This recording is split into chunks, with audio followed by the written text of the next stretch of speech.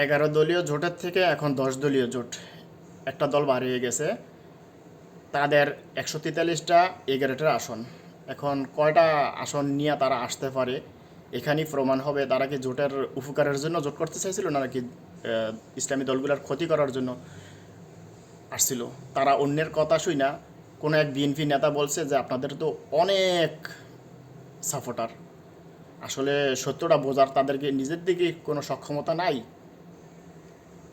ইমানদার এটা বিশ্বাস করে যা হয় ভালোর জন্যই হয়, আল্লাহ যা করে ভালোর জন্যই করে।